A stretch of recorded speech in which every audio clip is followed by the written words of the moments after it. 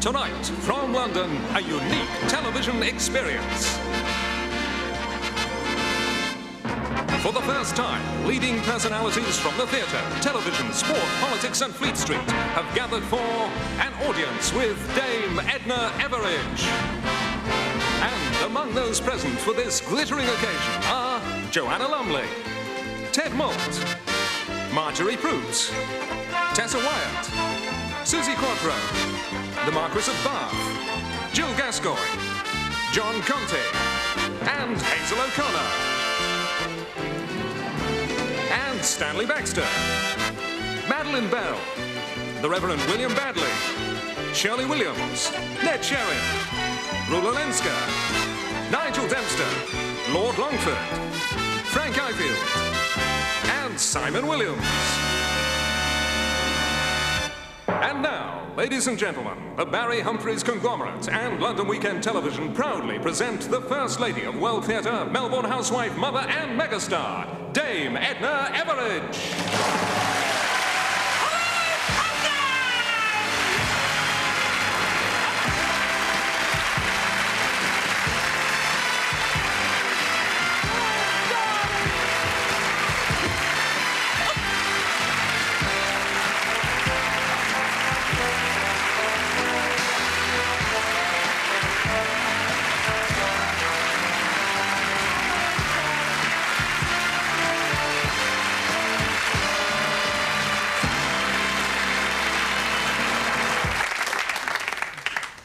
Listeners, I feel like a pea. I really do. I feel like a sweet pea. Don't I look gorgeous? This little frock's very hot from my son, Singer. He designed it himself. Still a few little pins in it, as a matter of fact.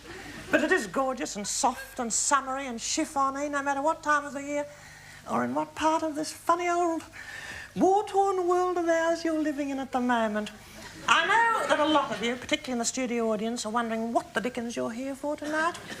And I know that a lot of our listeners, or those with vision, viewers, I know that a lot of our viewers are wondering what is their favourite old megastar doing on this little spot on the dial.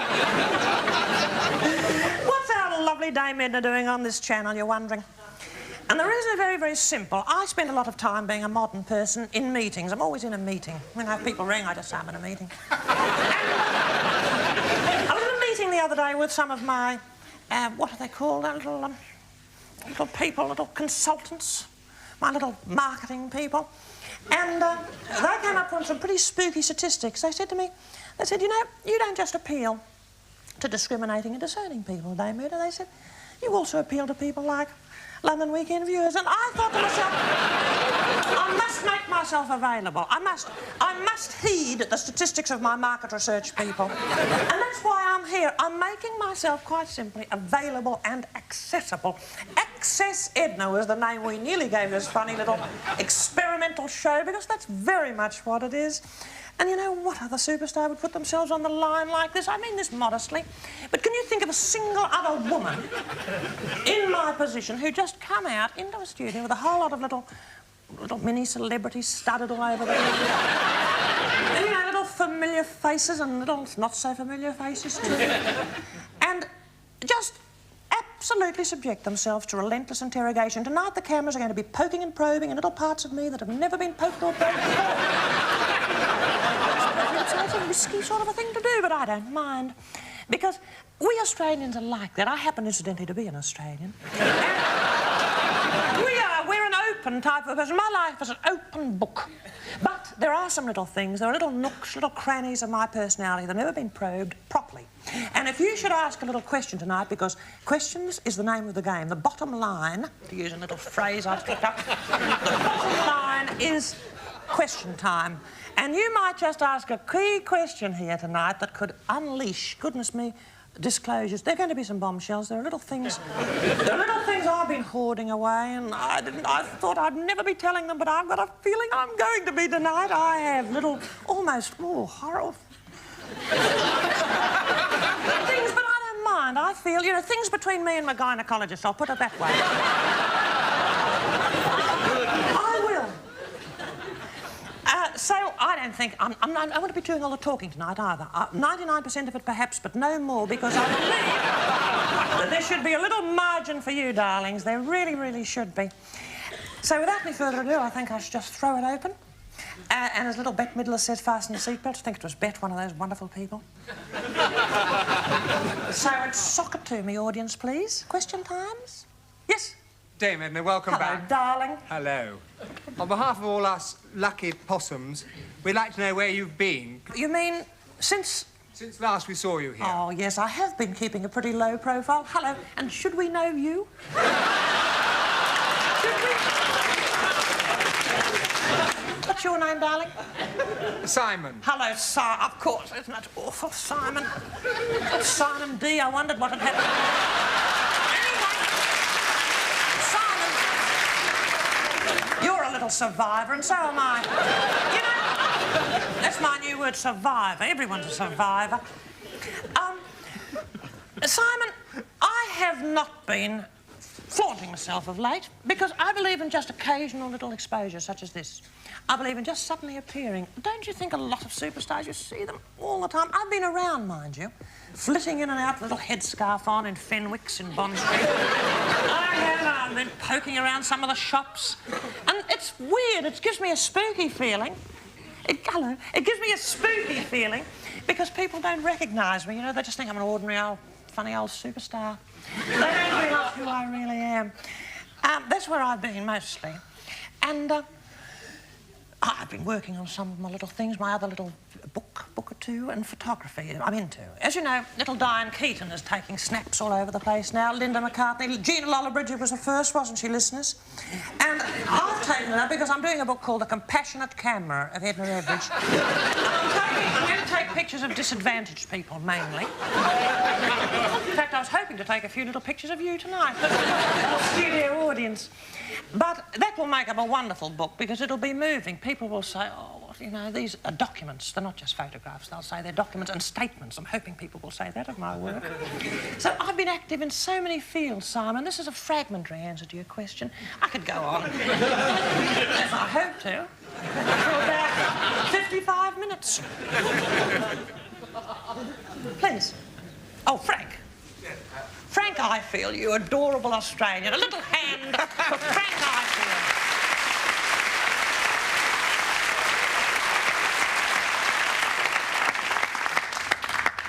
Your ladyship, can I call you Edna? Yes, of course you know. That's all right. You can. It's informal, isn't it?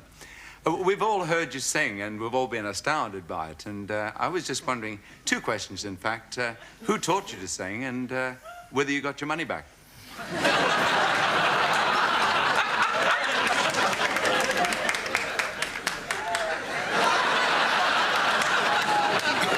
Oh, Frank, you're being satirical now, you naughty old, wicked old possum you are.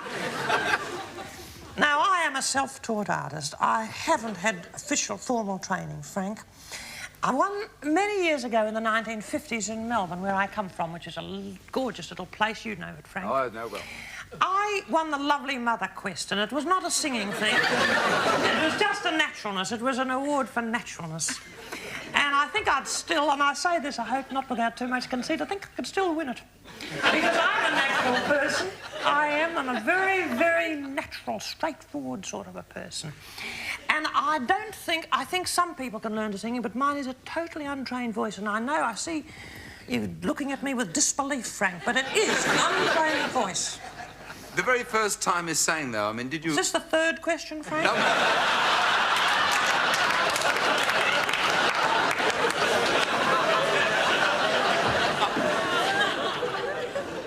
I was just interested, did you sort of make a mega star immediately? No, I didn't. It wasn't instant mega stardom, Frank, again, and this brings me back. It happens so slowly. People say to me, you know, they come up to me in Harrods, they say, oh, what's it like? They say, what's it like to be an overnight success? And I say, it's not an overnight success, I say to them as they pluck at my frock.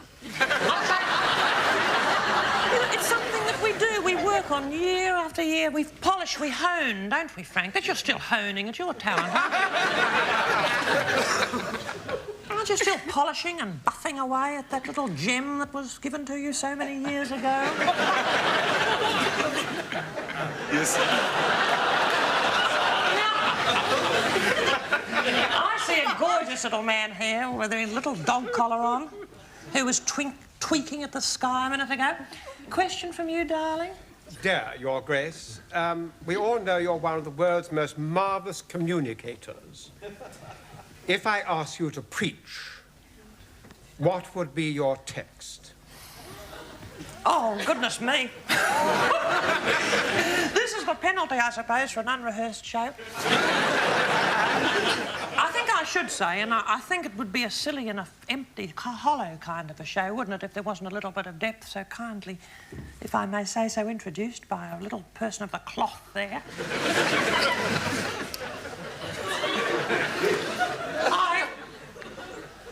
I've got a little text. I don't know what part of the Bible it's from, but I think it's something like, I translated from the Greek. I think it is. No. I think it's, oh, Lord, when I get to the end of my tether, I hope you're at the other end. And that's what you know, that's a favourite. That's been a, it has been such a comfort to me. There's a Russell Harkins here, by the way. Notice, I don't know where to associate you with Russell, the BBC or London Weekend. You're hopping about, aren't you? You're a little bit of a maverick, but you're keeping your foot in both camps, which I think is a very... Don't you think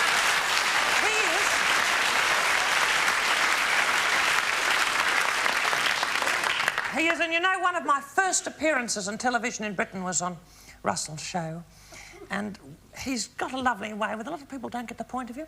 But I do. I do. Because it's funny this not getting the point of people. Don't you think? Not getting the point of people. You know, there's no two ways about it. There's plenty of people who don't get the point of me. Not plenty. Hardly any, as a matter of fact. I don't get the point of view. Luckily, isn't it people you don't care for particularly? Generally speaking, don't care much for you either. And I think that's one of the funny little things that helps us get by in this silly old world of ours. I'll edit that little bit out, but because it's a little too philosophical. Yes, the fat man. I know that face of yours too, don't I? I'm always... I don't know. I'm always looking for a more exciting alternative to the wheat, oats and barley, and I'm fascinated how you've stimulated the interest in gladioli. I'm wondering, now I'm thinking of growing a few acres, if by the time they come to fruition, they'll be completely vulgarised. In other words...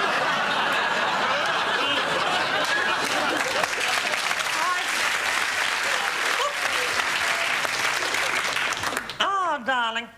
I don't think so. Do you know, I've had letters from people saying, florists saying, that people have stopped buying gladdies and sending them to hospitals. Because I have them in my wonderful shows, they're inclined to think there's something wrong with them. Isn't that a funny way of thinking? It really is, isn't it? And so I suppose that's what you mean by vulgarised, that they've become a bit too popular. I've popularised an entire bloom. It was practically unknown, you know, before I came. It is an Australian wildflower. They grow. Honestly, they do. They grow like weeds. You know, when I have to go down to get my letters, we have in Australia letterboxes. At the end of our little front, we have beautiful... So we don't have... Our houses aren't all joined together to stop them falling over. Like yours. We have lovely front gardens with lovely paths. And at the end of the path, there's a little Conti. I can see him over there. You adorable tinted person. Now, I've never seen him with his clothes on. I go down to my front gate, and I've got a letterbox in the form of a koala bear with a slit in it.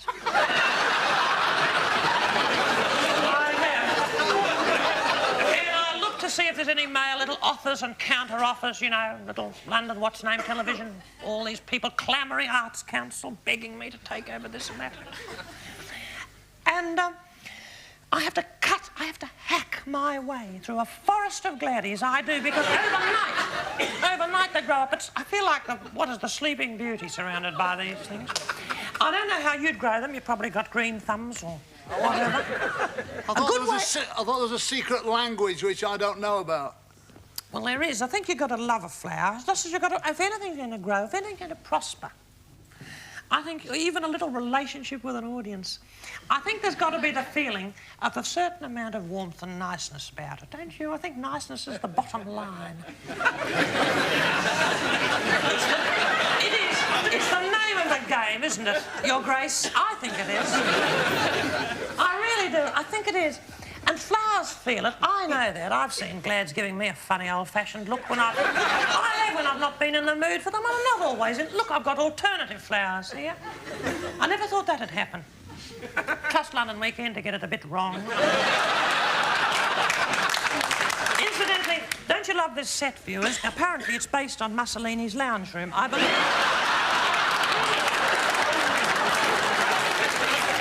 Looking at this chair, which is Art Deco, of course, my son really introduced Art Deco. My son, Kenny. But I don't think this is the real thing. I think this could be Art Deco. I think it could be. Because I think it might have been made in Italy. And, you know, I went down to Pompeii, which is fascinating. And I had a look. I've never been to Pompeii. And, you know, as you know, that Mount Edna, my namesake, exploded. And when it exploded and all the pumice stones buried all those people, it was a bit... Pompeii was the London of its time, you know. Apparently it was. And when I was looking around, it was, you know, you saw all these people lying around in a state of total inertia. And the comparison was absolutely uncanny. The people were just sort of lying in parallel. Well, of course, they were mummies, practically. And what they did, the archaeologists used to come when they were looking for the bit of pumice, rub off the ciggy stains. They'd come and they'd dig. Honestly, they would. In Pompeii, I've just been there. It's fresh in the mind. They'd dig and they'd find these poor little old Pompeians lying around and they'd put a little hole in their heads and fill them up with plaster of Paris and they'd turn like Madame Tussauds, only realistic. And they'd be lying around there.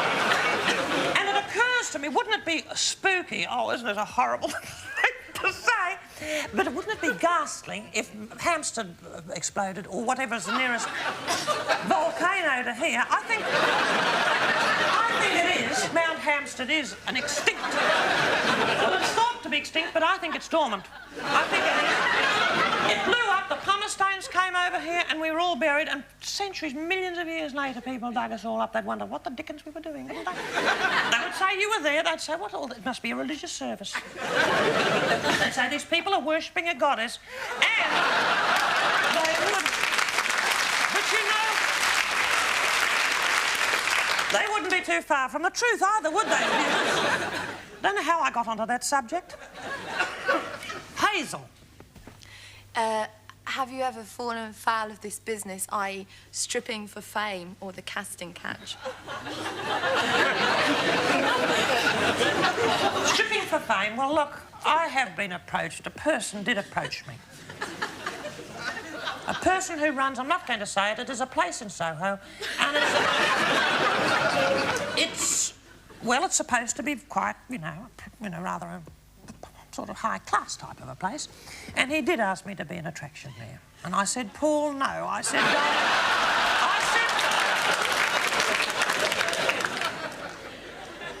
I have a mind, I have a body, and I try to keep them as far apart as possible. Dame Edna, following on from your last question, it's quite obvious to all of us that you're in amazing physical shape. I'd just like to know how it is that you manage it. I mean, do you play ping pong or do you play tennis or what do you do? Windsurf. I do. I love windsurfing and I can do it in the Dorchester. All I do is stand there in a negligee and turn on the hairdryer. I do. You can get the illusion of it. Depending, I mean, you can put the hairdryer more or less wherever you like. You can. And believe me, ladies, it is absolutely. I mean, it beats standing on your head in the ladies' room. So I hate those things you've got to nudge with your elbow, don't you? Mind you, I think they're better than towels. I think they're better than those yucky old roller towels, don't you? Don't you hate it when you have to go into the bathroom, as the Americans call it? And don't you hate it when you have to pop in there and there's a towel, one of those roller machines, Lord Longford. And you've probably got them in the House of Lords, and you go in there and it's a horrible, squidged up thing, all black, and you don't want to use it. You go out with your hands dripping instead, and someone immediately wants to shake your hand or something. And you've just come out of there and they wonder what the dickens it is.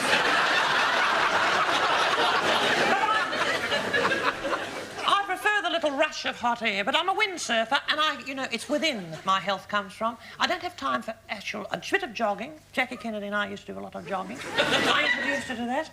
But that's about all. I've got a bicycle in my little bathroom, and I do a little bit of that, but I've neglected it slightly of late. Let's have a commercial break.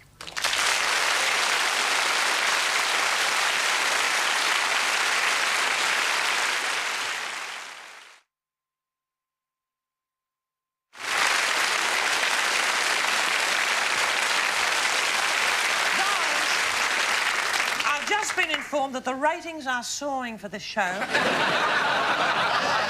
everyone in the United Kingdom, without exception, is watching at the moment. Isn't this amazing? Aren't you be lucky to be here? That's cunning. Now, this is an Edna-thon, isn't it? You might call it. It's not a telethon, it's an Edna-thon. It really is. And, you know, well, there again, here am I just sharing my experience, hope and strength with my public. Oh, Morgan, I've been given so much in this life. The least I can do is to give a little bit away to keep it. That's my motto. That's what I'd say if I had a little sermon to give. I think I'm going to be asked, too, by a little sky pilot sitting in the audience. Yes? I wonder if you ever thought of going into politics and raising the whole tone of public life. I have.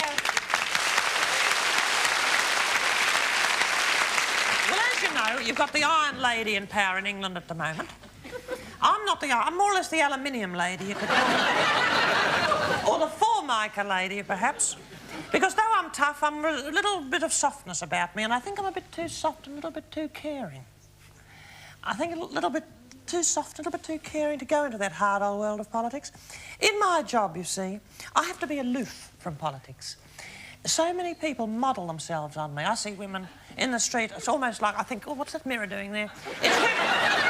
Not always women either. Shall we say it's members of the human race, modelling themselves, some of them pitifully sick, modelling themselves on me. It is. They're like clones. That's the bottom line of it. That's the bottom line of it. Clones they are. And so because people follow me so scrupulously, I have to keep, as far as I can, detached from the political life of Britain. I'm a bit like Margaret Thatcher in that respect.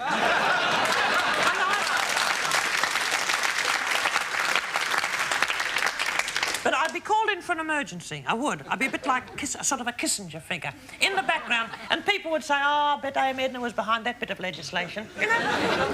Oh. Yes, Squirrel. Oh, Lord Bath. Yes, darling. Dame Edna, as you may remember, about 2 years ago, we visited that wonderful country, Australia, and had the privilege of seeing you in your show. I was just felt, though, however, that, how could I put it, that members of the aristocracy and stately homes were rather thin on the ground. My home, Everage Hall, is a stately home. And, you know, how often does this happen, that a living person has their home turned into a showplace, into a shrine? This is uncanny. It's giving me little goose pimples, as a matter of fact. In fact, they're getting a bit sharp. I could ladder my frock on them. Because, you know, my home is... It's not of the size of yours. I haven't got the old little vintage cars and lions and tigers, darling, but it is... Well, there's an old Oldsmobile in the garage, as a matter of fact, but it's on blocks. Yes, indeed, you are, by the looks of it. However, we keep a little wing, well, spare bedroom, which is more or less a wing, just in case, you know, my husband ever gets well and wants to go back there, but I... Dame Edna. Yes? Don't you think that your continued absence from your husband Norm's bedside, hospital bedside, may I add, is a threat to your own marriage?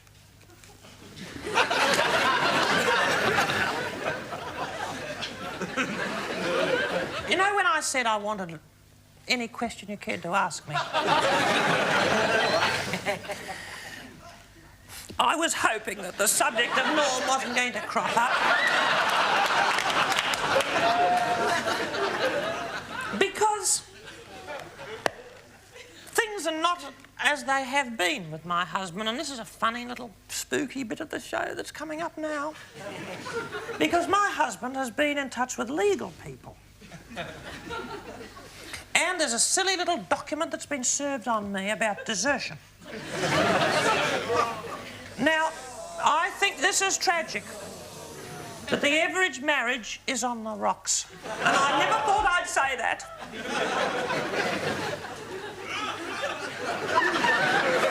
Given that man everything. A silicon chip prostate. He has. I've pumped money into that man. The drip, even his bedside, even his saline drippers from Asprey's. It is. I've done everything I can for Norm. The top medical people have been prodding away at him for years. And, you know, he's a lot more mobile than he has made out to me. Of course, I put him on the telex machine. He can contact me any time he likes.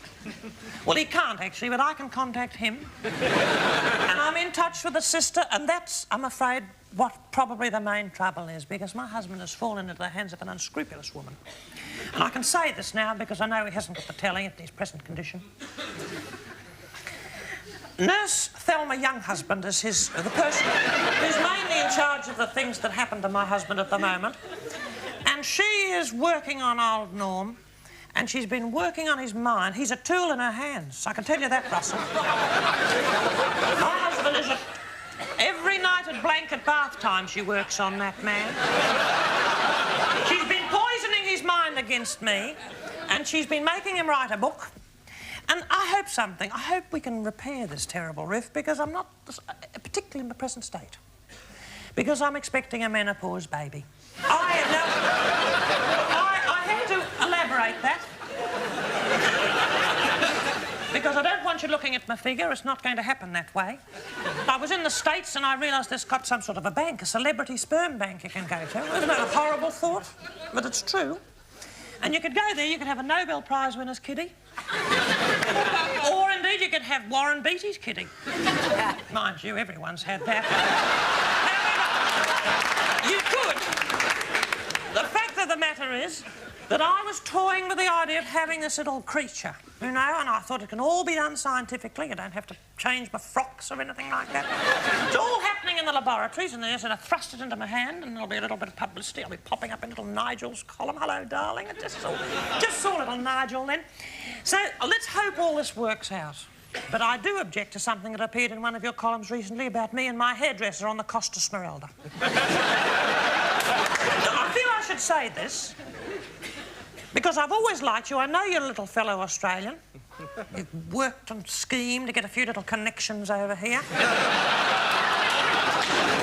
However, I saw something. I mean, this could have upset Norm terribly if it had got to him, because I have a hairdresser called, his name is Samson, as a matter of fact. They're in the salon, they call him Delilah. And he gives me a little massage, Hazel, you know? He gives me a little work over a little scapulae he works on with his little fingers. He's got a wonderful sort of voile shirt open to the navel and a little medallion round his neck. He's a darling. A bit of a Latin-looking type, and he was a friend of my son Kenny, as a matter of fact, introduced me to him. And we travel around together, and he's a great comfort to me. He's a chiropodist as well. You know, if he's not working on one end of me, he's working on the other. And you had to bring that up, and you said such poisonous things. I was very, very disappointed. I thought a Perth boy, too.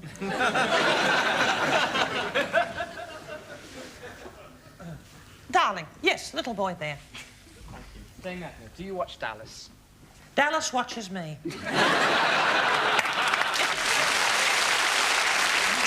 Hello, Russell Harty. You've thrown... Dame Edna, you've thrown me into some confusion by the use of the word menopause and a menopause baby, because when you were first on my show... I shocked a lot of people. Yes. But when you were first on my show and nobody knew who you were, you did sort of perspire...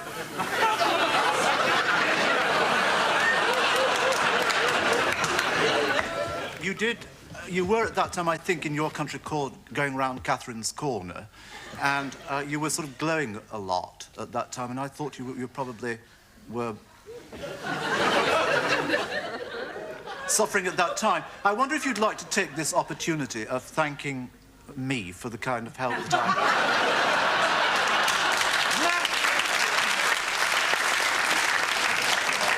It's no show without punch, is it, Russell Harvey? I heard you complaining in the paper the other day that London Weekend hadn't given you a farewell present.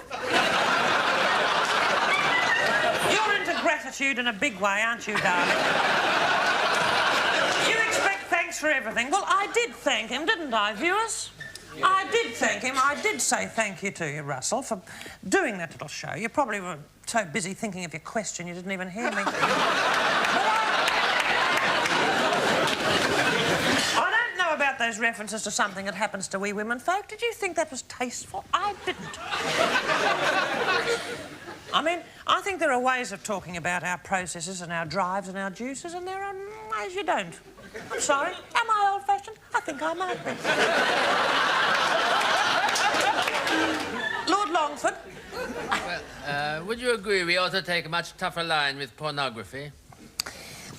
Well, I have so little to do with it, Lord Longford. I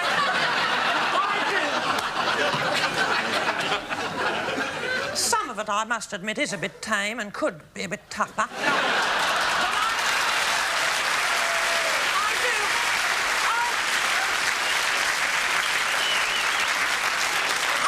This macho thing that I've got into now. You know, my little hairdresser has introduced me to a way of life I never thought was possible. If ever you want a trim, I'll send him round here, darling.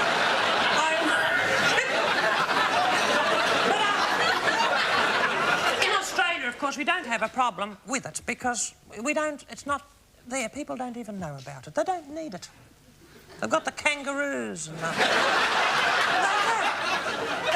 They have Dame Nature all the time, you know, just in their back gardens. They just look out the window and they can, you know, they're free to see it. It's very difficult to censor that type of thing. Yes, a pretty little lass. Hello, darling. Aren't you pretty as a picture? Thank you. Oh, I love your little karate chops, too. Dame Edna, I believe one of your sons is married. How do you get on with your daughter-in-law? I don't. I should say this, and I don't mean this uncharitably, Your Grace. Joylene lives in England. She lives in a part which viewers probably watching this in Germany or in Japan won't know what I'm talking about, but... Or in a space capsule. If this goes in a time capsule, people aren't going to know what dickens we're talking about. They'll know me. They'll know who I am from old coins and things. My daughter-in-law, Joylene, lives in a suburb called Clapham. Now, she thinks it's fashionable. It's pitiful, really. She's waiting for it to become fashionable. She's an old woman, I think, before that ever happens. She's into a thing called high-tech. Have you ever heard of that? High-tech is when you leave all your conduits exposed. She's got an old manhole cover as a butter dish. Isn't that pathetic? She does. She has her breakfast off a bit of galvanised iron. You know those things outside skyscrapers which painters travel up and down on? They pull out the staircase and you go up and down on that. Someone pulls a chain and they all wear crash helmets. It's called high-tech. It's pitiful, honestly. Give me old Art Deco any day of the week. But she's there with a little hitachi. That's what they call it, a little hibachi, like a barbecue. And on a little patio, the smell of her T-bones wafting over the underprivileged fences of Clapham. And, you know, she's so superior with me, that girl. It's, of course, I suppose it's difficult marrying a superstar's son. I don't want to say too much more about Joyanne because she might be watching, and she does try. She makes a pitiful effort to please me. A lot of people like her. A lot of people think she's quite attractive. I just can't see it, that's all. One more question before our little commercial break. Dame Edna, as you're one of the greatest, if not the greatest, writer of the 20th century, would you like to reveal to us what your favourite bedside reading is? Well, I love the novels of Melvyn Bragg. I really do. I see Melvyn here, who's come from Cumbria, which is a little island off the coast. Melvyn elephant has written 12 books. Has anyone here read any of them? Has that, yes? Little boys there, don't write him off the minute, Melvin. Or we'll never catch up, will we, Possums?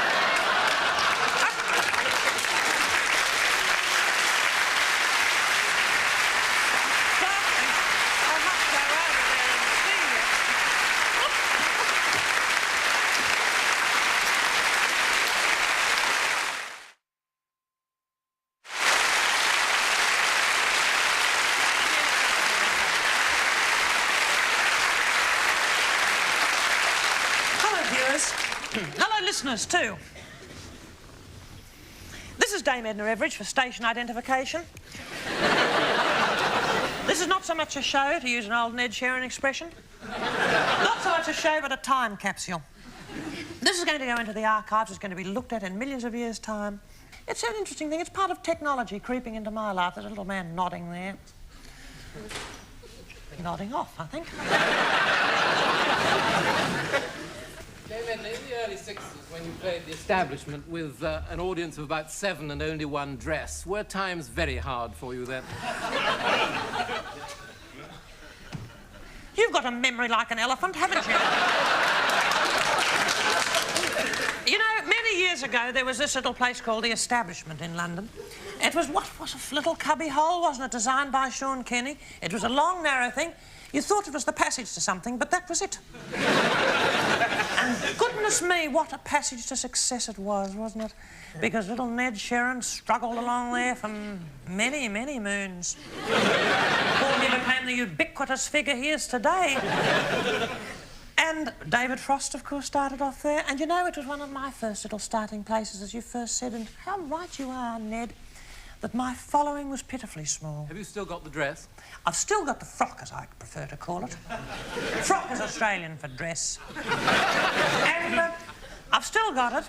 And you know, as a matter of fact, the Victoria and Albert Museum, viewers, have asked for a lot of my old cozies, and they're going to have a beautiful section showing fashions, Australian women's fashions through the ages, as exemplified by my gorgeous frock set. And so just as well I didn't give them to you as you once requested. I don't forget much either, Ned. And now a question from a very adorable woman, Marjorie Proops. Hello, darling. Tell me, you must have a lot of problems in your life. Would you like to talk to me about them? Well, I have problems. I've talked about a few. I've talked about the little heartbreak with Norm, and it is a heartbreak, and I wasn't going to discuss it, but I just thought I'd let it all hang out, Marge. Yeah. I have written to you. Do you know that? I have written to you. You've answered on a number of aliases. Wombat. I'm Wombat. Did you know that?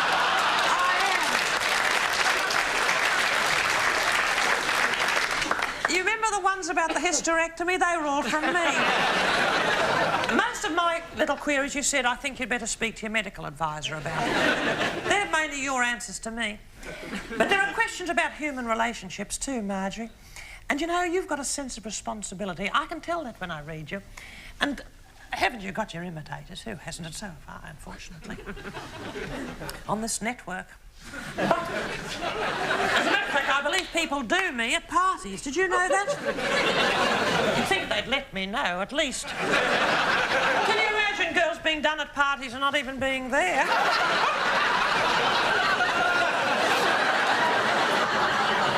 I'm very physical. I'm a very sensuous person, Marjorie. Very, very sensuous. And I have these feelings, and I've been deprived of a good deal of the physical side of marriage for a long time. I have. Wombat's never told you that, has she? But I have, and I've missed darling old Norm. And he's been there being consoled by this little hussy, this little type. Now, when I seek a little bit of consolation under the blower of a delightful hairdresser, I've been pilloried in little Nigel's poison pen column. I don't think it's fair. Anyway, Marjorie, I'm very pleased, and you are the acceptable face you are of journalism. May I say that? And you're so much sweeter than your photographs. You really are. Isn't she?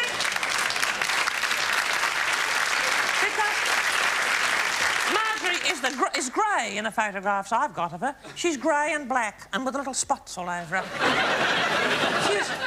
But you've got lovely tonings when I see you in the flesh. And, of course, you've got the face furniture. Marjorie Proops likes the glasses, viewers. She does face furniture, I call it. And, you know, I do. I think the eyes are the window of the soul, and I think the glasses are the Venetians. I think they are. I like the Venetians. I frame my eyes. I do. I've got so many different pairs. You will favour the one style, don't you, Marge? Let's have a little spectacle swapping session, shall we? We can make a little spectacle of ourselves after the show. Apart from your menopausal baby, are there any other ambitions you still wish to fulfil? Please remember that this is hypothetical, this little kitty. I'm just toying with it. I'm thinking about it, please. Is there anything else Ambitions. you'd like to do? Yes, I've got an ambition. Does this sound a little bit arty-crafty? I'd like to be discovered by Bernard Levine. Do you know, anyone here know Bernard Levine or heard of him? He's very good. He's got a typewriter and he taps away, and he's really got the gift of words. He's a wordsmith, viewers. And he opens our eyes to things like Mahler, Chopin, and Dickens he's discovered. And, you know, he makes these wonderful discoveries. It opens our eyes to wonderful new experiences. How thankful we must be. Think of those people who must have the rights to Dickens books thinking, oh, what a relief, this little Bernard Levine's got. Or all those shops think, we've got this terrible, look, these slow movers, these Wagner and Mahler records, how are we going to sell them? Suddenly in the paper appears a little article about, thank goodness, and then the demand starts. Of course, what's he going to discover next? That's what I want to know. Max Wall, the Beatles? Probably. Oh, this little tawny creature. What's your name? Rula. What? Rula. Rula. I know you from one of the shows, don't I? Crossroads. Hello, darling. Hello, Rula. Hello. You're adorable, too, with a little hint, is it, of Polish in you? That's right, yeah. Oh, I'd love to have a bit of Pole in me. Tell me this, darling. What's the matter with these people? I was just wondering, Dame Edna, looking at your wonderful gorgeous outfit bone tonight. structure, Rula. Attractive woman. Are you attached, are you? Yes, I am. I'd love to cuddle you. I mean that in a normal and loving way. It may surprise you, Lord Longford, to hear that. But I do.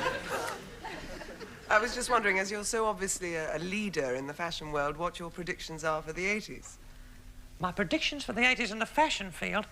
Well, my son, Kenny, designs most of my clothes. And as I say, this is hot off his singer. It is.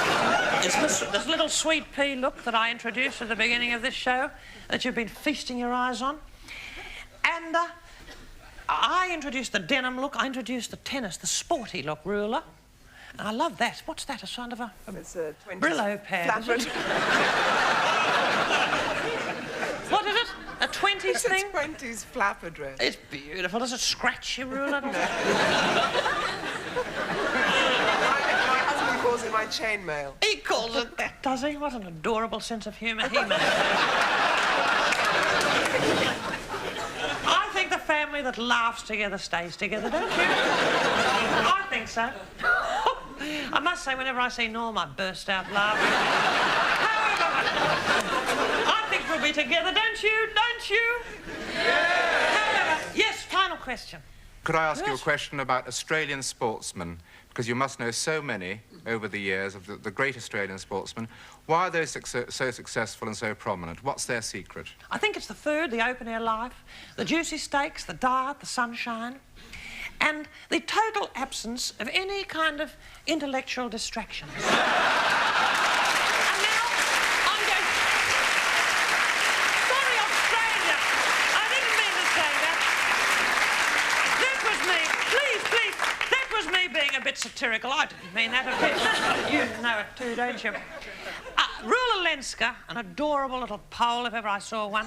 Mention my clothes. I'm a style setter. I've got a frock back there. Have you got a second if I slip into it? Can I? Can I? Slip into my gorgeous frock? I'll be back in a minute.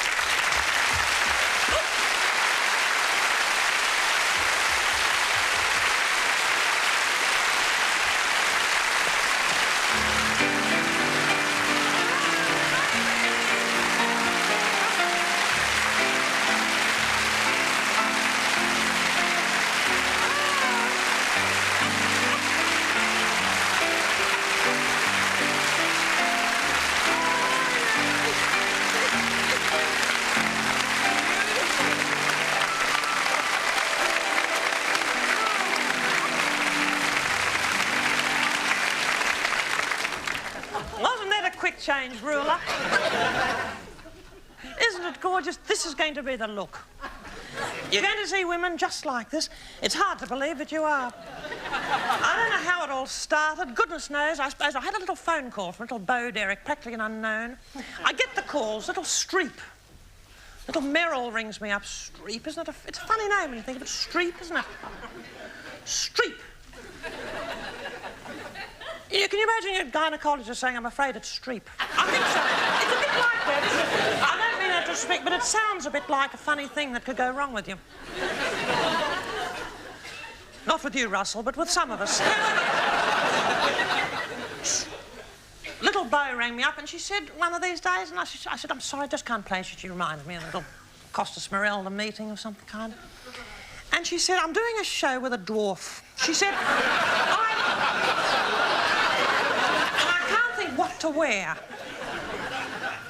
So I had a few ideas, a sort of ethnic sort of a thing, and I came up with this kind of look, you know. I call it my fringe benefits, as a matter of fact. However, that's the look, and I thought you'd like to see it. I'd like to conclude by saying something, and I don't want this to seem silly and sentimental, but I'd like to say that if any of you have thought that this is a kind of one-woman virtuoso thing, it isn't. And so I want to say something about that in my own little way. And I think I'm going to say it musically, with the aid of this adorable ethnic-looking person sitting here. It's little Laurie Holloway, ladies and gentlemen, at the keyboard.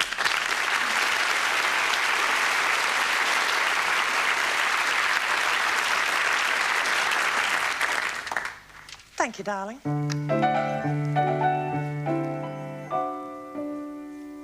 A cheering crowd at my stage door, an audience crying out for more. That's what my public means to me. The loyal fans who queue for hours, the cards, the telegrams, and the flowers. That's what my public means to me. You need to have a pretty humble attitude when you see little faces looking up, grotesque with gratitude. But from tiny tots to grannies, I love all your nooks and crannies. That's what my public means to me. The Queen's birthday honours list, this lovely Cartier on my wrist.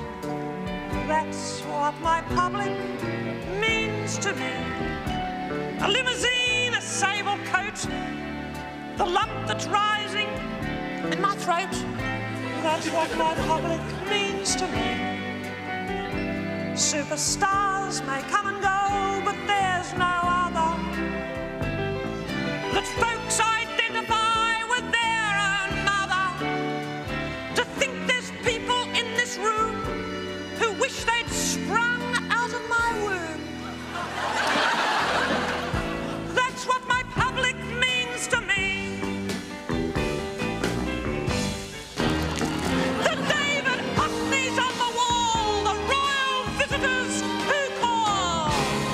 That's what my public's done for me.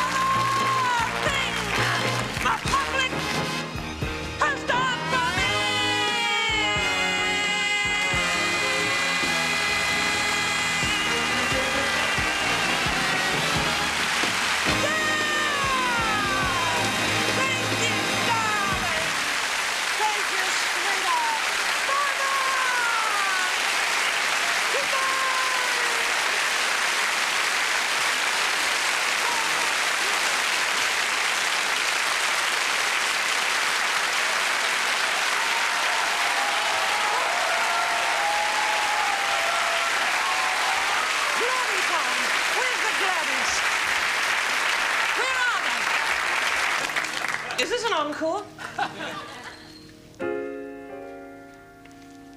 Now the time has come to part. There's an ache inside my heart. That's what my public do to me. Though little gnolls squirt their poison, I can feel my eyelids moisten, 'cause I know that my public still stays true to me. I may be forced